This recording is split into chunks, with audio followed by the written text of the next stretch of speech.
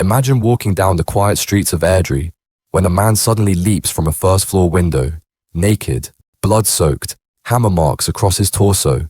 This was the aftermath of the sheer brutality executed by James Jasper McCann. When Paul Connor hurled himself through that window and crashed onto the pavement below, he became the first man to escape a figure most Scots had only heard of in whispers, the man they called Jasper. For years, he was a ghost. No witnesses, no convictions, just legends. But that night, the ghost stepped into the light, and everything changed. Welcome to Crime Pulse, where we cover factual accounts of Britain's criminal cases.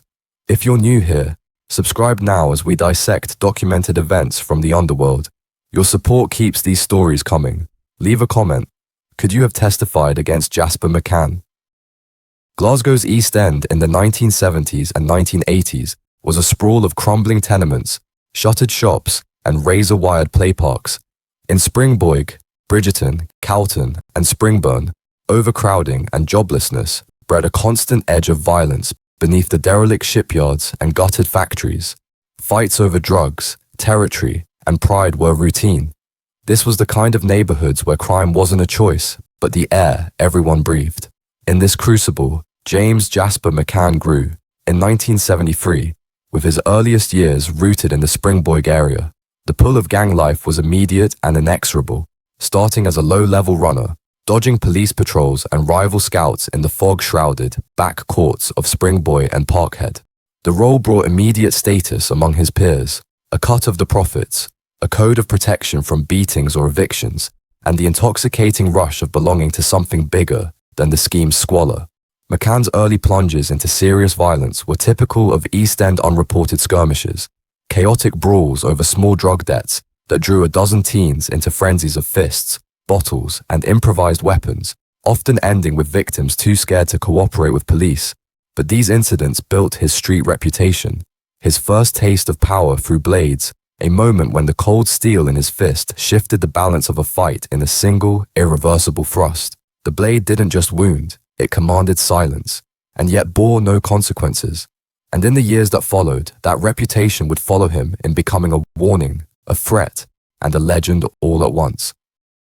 James McCann wasn't a top boss, but a mid-level enforcer whose loyalty and savagery earned him alliances across Glasgow's fractured crime scene, a web of shifting loyalties where old-school godfathers clashed with ambitious upstarts over drug lines, extortion rackets, and compo scams.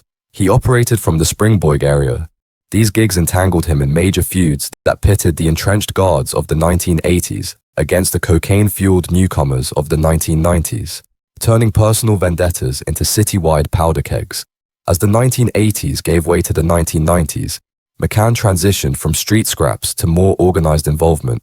He began associating with established names, including Paul Ferris, the one-eyed enforcer turned author, who provided informal guidance into structured crime operations like debt collection and arms deals. Ferris, a survivor of his own gangland wars, reportedly mentored McCann on the finer points of intimidation, reading a mark's fear, leaving just enough damage to send a message without drawing heat.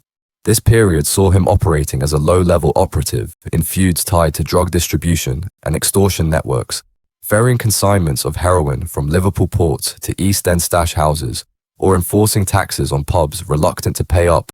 No formal charges stuck from these shadowy runs, but police intelligence files began flagging McCann as a rising player. A pivotal escalation occurred in the early 1990s, when McCann was convicted of a slashing attack in Edinburgh and sentenced to 7 years in prison. On August 2nd, 1994, during a night out in the capital's Lothian Road, a strip of discos and late-night taxis where McCann sought safer streets away from Glasgow's feuds, he plunged into chaos. Surrounded by a rowdy gang of youths outside a club, McCann drew a knife and struck Stephen Walker, a 25-year-old bystander. The blade carved a deep gash across Walker's face ear to ear, requiring 30 stitches, penetrating to the bone in places, and causing irreparable nerve damage that left permanent disfigurement and a lifetime of scarring. McCann, then 23, admitted the assault at Edinburgh's High Court on January 18, 1996. Judge Lord McCluskey imposed a 7-year term, noting the unprovoked and gratuitous nature of the attack amid McCann's defense that it stemmed from perceived threats in the crowd. This stint introduced him to the adult underworld's pecking order, shuttling McCann to HMP Shots, a fortress-like medium-security prison known for its volatile mix of lifers, robbers, and gang enforcers. There, amid the clang of cell doors and the haze of smuggled tobacco, McCann's reputation preceded him, but it also ignited fresh infernos. While serving time at Shots, he was implicated, but not charged, in the attempted murder of inmate Tam Bagan, a former bodyguard to crime godfather Arthur Thompson Sr., who had turned supergrass, spilling secrets of Glasgow's drug pipelines and alleging that Tam the licensee McGraw, the silver-haired kingpin of the city's protection rackets, operated with impunity thanks to bent cops and insider tips. The October 1996 attack on Bagan, in which McCann allegedly stabbed him 3 times in the stomach with a shank, amid a frenzy of fists and improvised blades that left the informant hospitalized for weeks, bore McGraw's fingerprints. Bagan, serving 12 years for armed robbery, had named McGraw in explosive claims just months prior, painting him as an untouchable dealer. Retaliation was swift and savage. In December 1996, just 2 months after the Bagan attack, McCann was ambushed in Shots' echoing corridors, a calculated hit during a dispute that quickly turned deadly. The assailant, Paisley inmate Paul Sheehan, a hardman with his own ties to the schemes, plunged a shank into McCann's back, carving a deep gash that sent him crumpling to the concrete in a pool of his own blood. Hospitalized with serious injuries that left him fighting for stability, prison sources pinned it squarely as payback for McCann's role in the Bagan stabbing, a brutal reminder that in Gangland's twisted code, every blade swung comes back twofold. McCann survived, scarred but unbroken. Additional records from this era note a separate conviction for firearms offenses, further solidifying his role as an enforcer in the underworld.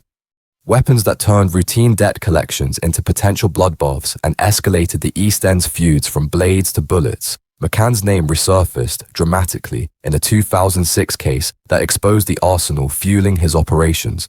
On November 2006, police raided addresses linked to McCann in Glasgow's Albany Avenue, an unassuming Springboig side street masking his base of operations, uncovering a cache that screamed professional enforcer. A 9mm submachine gun, a homemade silencer, and over 100 rounds of mixed-caliber ammunition stashed in hidden compartments and lockboxes.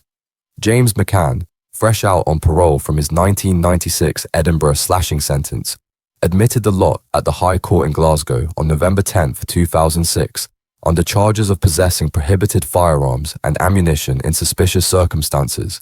He was slammed with another 7 years behind bars, a term that not only stacked atop his prior record, but breached his Edinburgh parole outright, yanking him back into custody and extending his lockdown well into the 2000s. But further back in the late 1990s, McCann had aligned firmly with the Daniel crime family, a ruthless East End dynasty commanded by Stephen Bonzo Daniel, a baby-faced killer who rose from street corner runner to the throne of Glasgow's most feared syndicate.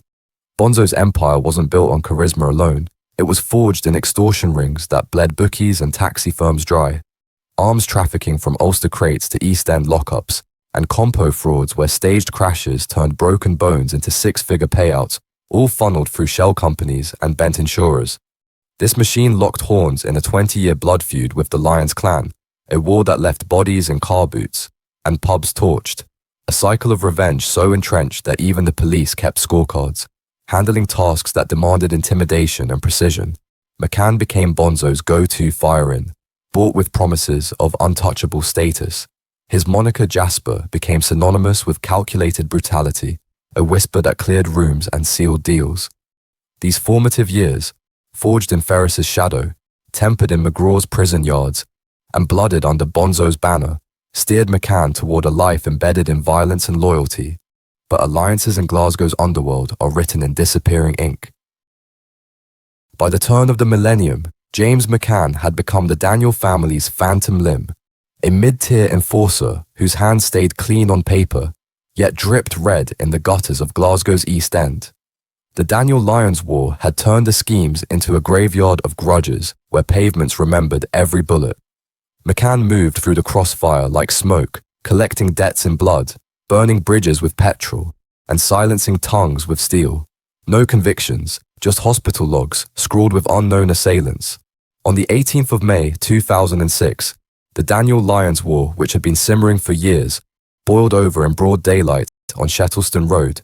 George Goofy Doherty, a known Lions runner, was ambushed outside a Shettleston bookies. First came the blades, stabs to the legs and groin, dropping him screaming to the pavement.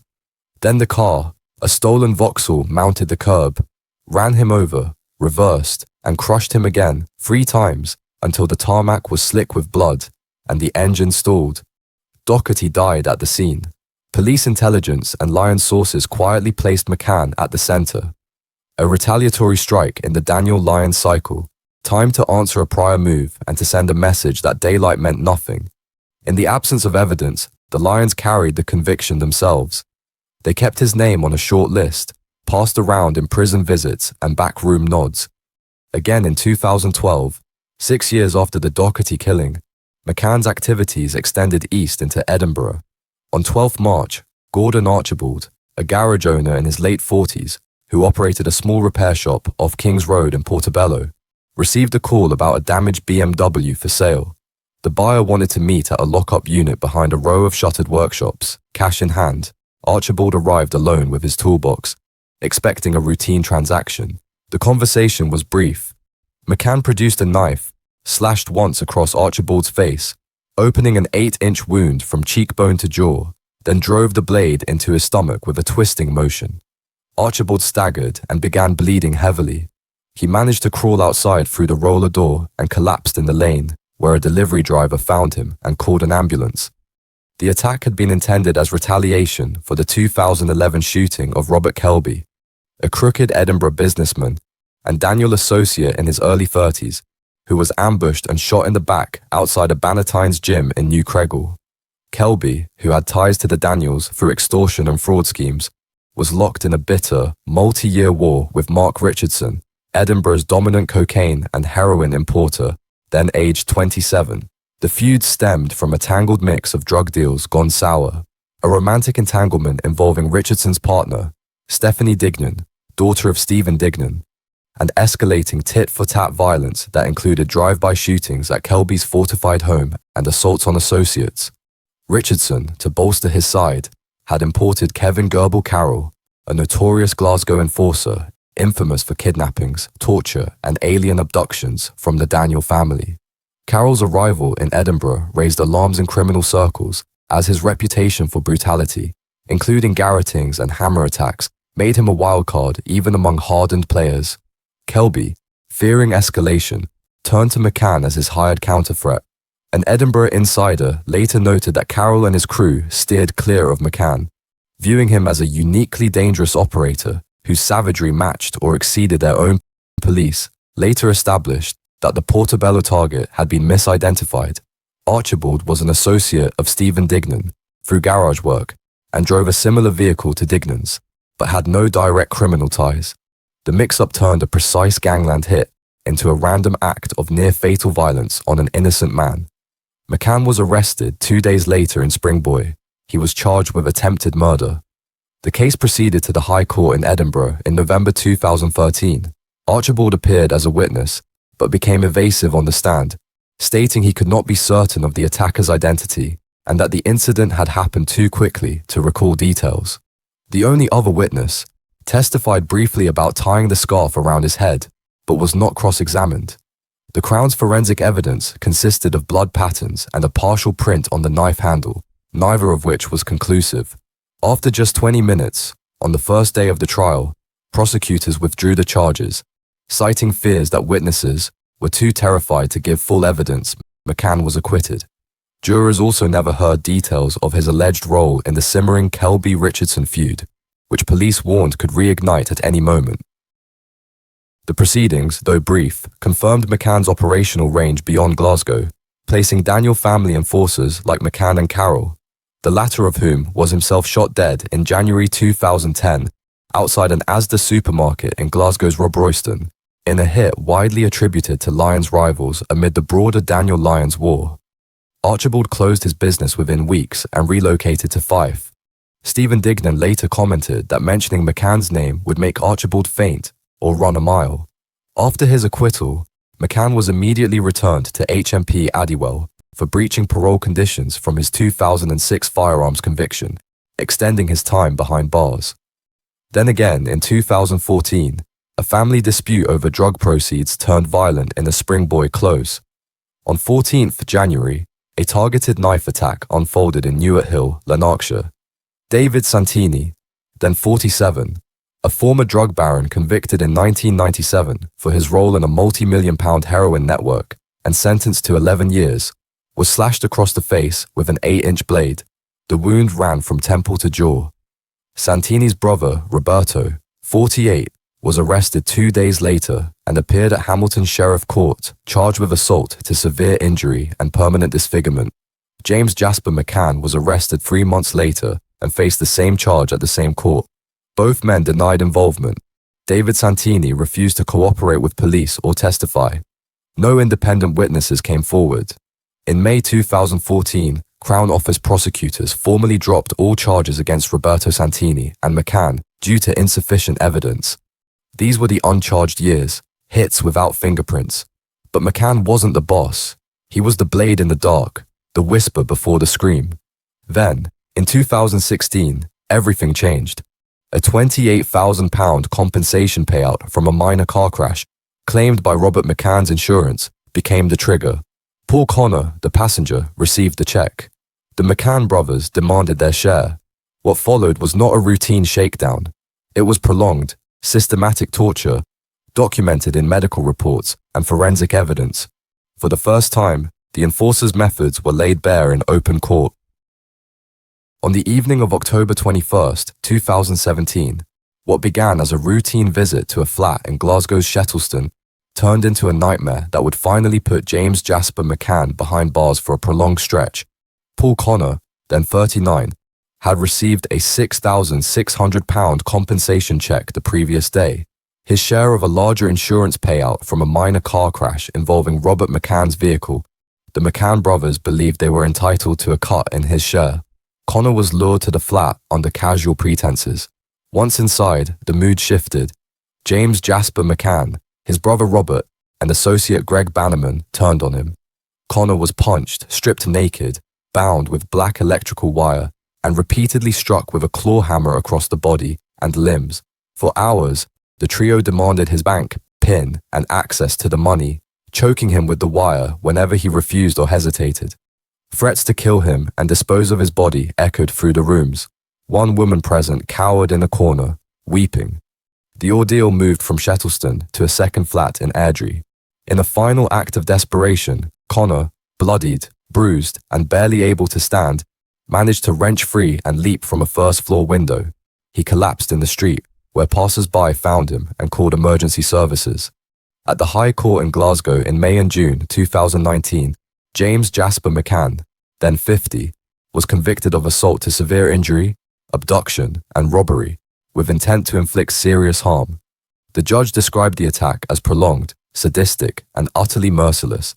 McCann received 8 years, Robert McCann got 7. Greg Bannerman, who later pled guilty, was sentenced to 4 years in 2021. The case stood out not for its scale. Glasgow had seen worse, but for the fact that a victim lived to testify in open court against Jasper McCann. No retracted statements, no intimidated witnesses, just the raw evidence of hammer marks, ligature burns, and Connor's unflinching account.